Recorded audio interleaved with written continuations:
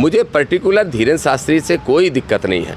मेरा मुद्दा सिर्फ यह है कि कोई भी गैर संवैधानिक काम, देश को तोड़ने वाला काम नहीं होना चाहिए। तो मैंने कहा कौन परशुराम? मैं नहीं जानता, वाकई में मैं अनुराग जी नहीं जानता, मुझे नहीं बताया। तो फिर किसी ने कहा कि वो भगवान है, तो मैंने कहा मैंने भगवान और अवतारी के रूप में तो भगवान राम, भगवान कृष्ण को जाना है, और मैं नहीं जानता ये कौन से अवतार हैं और इन्होंने क्या किया था। केंद्रीय गृह मंत्रालय ने बाबा बागेश्वर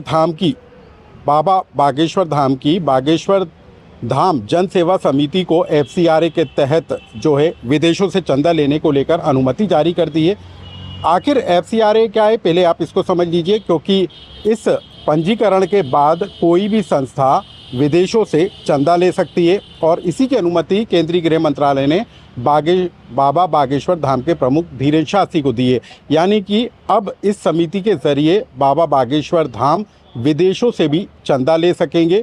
हम आपको बता दें कि ये जो समिति है जन सेवा के नाम पर संचालित होती है, लेकिन धार्मिक संस्था के रूप में इसकी पहचान है, और बाबा बागेश्वर धाम हिंदू राष्ट्र बनाए जाने की पैरवी करते हुए नजर आ रहे हैं।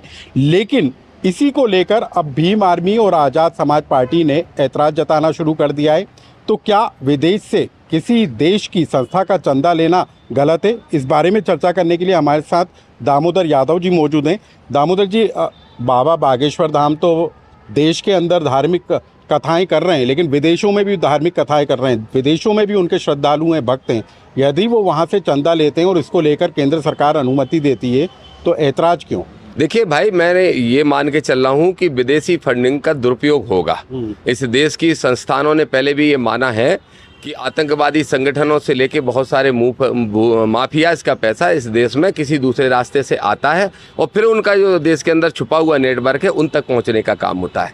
कोई भी श्रद्धालु श्रद्धा के नाम पे वहां से चाह के भी, इंटेंशनली भी और नॉन इंटेंशनली भी, उनका पैसा धीरेन्द्र शास्त्री के ट्रस्ट के माध्यम से अगर देश में पहुंचा देंगे और उसका मिसयूज होगा जो देश के लिए घातक होगा। इसलिए मैं तो धीरेन्द्र शास्त्री जी को भी सलाह दूंगा, मेरे छोटे भाई के समान है। आजकल अंबेडकर जयंती भी मना रहे हैं, आजकल बुद्ध की ज़रूरत है, युद्ध की नहीं, ये सब भाषा बोल रहे हैं। सुधर रहा है मेरा भाई, तो मैं कहूँगा इस लफड़े में ना पड़े और इस मिसयूज को होने से बचाएं, और ये जो फॉरेन फंडिंग का उनको लाइसेंस मिला है, इनको स्वतः उनको निरस्त करा देना चाहिए। तो दामोदर जी, केंद्रीय गृह मंत्रालय जो है पंजीकरण की अनुमति देता है, तो क्या आपको नहीं लगता कि वो नजर रखता होगा कि पैसा कहां से आ रहा है और किस तरीके से खर्च हो रहा है? अगर अनुराग जी नजर रखता तो फिर ये दावा उनको करने का अधिकार भी नहीं बनता कि पहले आतंकवादियों ने गलत पैसा भेज दिया। फिर दूसरी बात यह है कि जब देश में ही इतना पैसा मिल रहा है, धीरेन्द्र शास्त्री के बारे में सब जानते हैं कि अंडर टेबल कथावाचन के नाम पे कितना पैसा लेते हैं।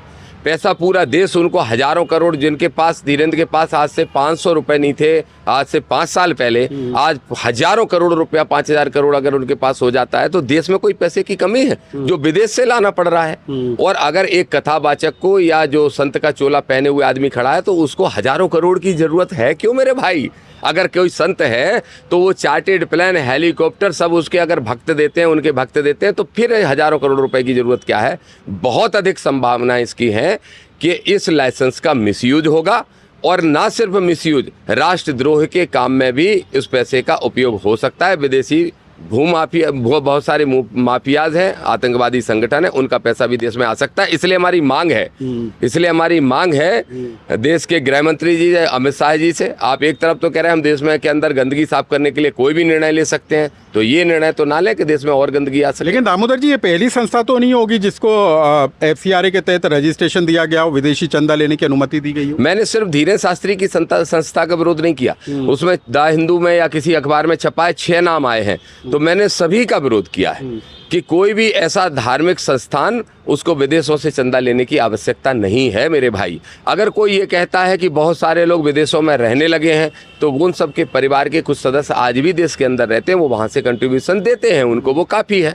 तो मेरा सिर्फ मुद्दा ये है कि मिसयूज होगा देश। दामोदर जी, आज कह रहे हैं कि विदेशी चंदा लेने की जरूरत नहीं है, कल आप कहेंगे विदेशी भक्तों को कथा सुनाने की जरूरत नहीं है। खूब कथाएं सुनाए, अगर विदेशी भक्त जो है उनके ढोंग धतूरे में पढ़ते हैं तो पढ़े रहे, हमें उनसे कोई फर्क नहीं पड़ता भाई। लेकिन भक्तों के माध्यम से उन टेररिस्ट ग्रुपों का पैसा नहीं आएगा, इसकी गारंटी कौन देगा? केंद्र सरकार इसकी गारंटी नहीं दे सकती। आप बार बार इस बात का जिक्र कर रहे हैं कि दुरुपयोग होगा, लेकिन हम देख रहे हैं कि बाबा बागेश्वर धाम की जो समिति है, जन सेवा समिति है, वो कभी सामूहिक वैवाहिक कार्यक्रम करा रही है, कभी कन्यादान करा रही है, कभी भंडारे का आयोजन करा रही है, और एक लोगों की, जो ज़रूरतमंद लोग हैं उनकी मदद करते हुए भी नज़र आते हैं बाबा बागेश्वर?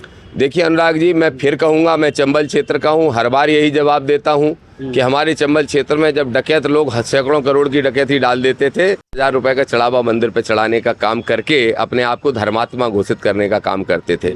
बहुत बड़े बड़े हजारों करोड़ रुपए, आप तो आसाराम बापू बहुत बड़ा उदाहरण है, वो भी तो पूरे गुजरात नहीं पूरे देश के अंदर ऐसे काम करते थे, पर उनका असली चेहरा सामने आ गया है। मुझे पर्टिकुलर धीरेन्द्र शास्त्री से कोई दिक्कत नहीं है, मेरा मुद्दा सिर्फ यह है कि कोई भी गैर संवैधानिक काम, देश को तोड़ने वाला काम नहीं होना चाहिए और इसमें मिसयूज होगा, इसका मैं इस पर नज़र रखने के लिए जांच एजेंसियां हैं ना, केंद्रीय एजेंसियां हैं, नहीं रखती।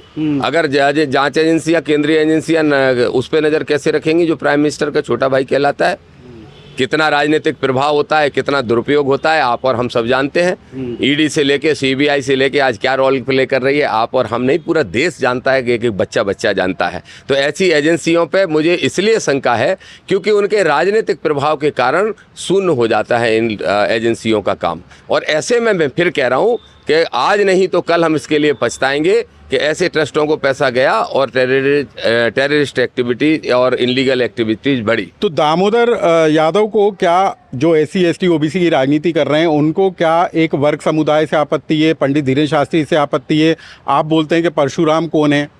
परशुराम कौन तो मैंने इसलिए पूछा, किसी पत्रकार साथी ने पूछा कि अम्बेडकर जयंती मनाते वक्त आपके कार्यकर्ता लोग परशुराम चौक पे चढ़ गए थे, तो मैंने कहा कौन परशुराम? मैं नहीं जानता, वाकई में मैं अनुराग जी नहीं जानता, मुझे नहीं बताया। तो फिर किसी ने कहा कि वो भगवान है, तो मैंने कहा मैंने भगवान और अवतारी के रूप में तो भगवान राम, भगवान कृष्ण को जाना है और मैं नहीं जानता ये कौन से अवतार हैं और इन्होंने क्या किया था। अब टूट पड़े लोग, मैं देख रहा हूँ कल से सोशल मीडिया पे लाखों कमेंट मेरे खिलाफ आ गए, वीडियो डल गए, फिर मेरे समर्थक भी, एक द्वंद्व शुरू हो गया। मैं नहीं चाहता ऐसा, लेकिन मुझे कोई बता तो दे कि परशुराम कौन थे, उन्होंने क्या किया, मैं कैसे उनको अवतारी मान लूँ, मैं कैसे उनको भगवान मान लूँ? कोई महानता के काम किए हो तो कोई मुझे बता दे। लेकिन एक यदि वर्ग समुदाय किसी की पूजा करता है, आस्था रखता है, तो उसमें एतराज? मुझे कोई एतराज नहीं, मैंने ये थोड़ी कहा कि उनकी पूजा मत करो। जब किसी ने सवाल पूछा कि उनके चौक पे चढ़ गए, तो मैंने कहा ये कौन है, मैं इनको नहीं जानता।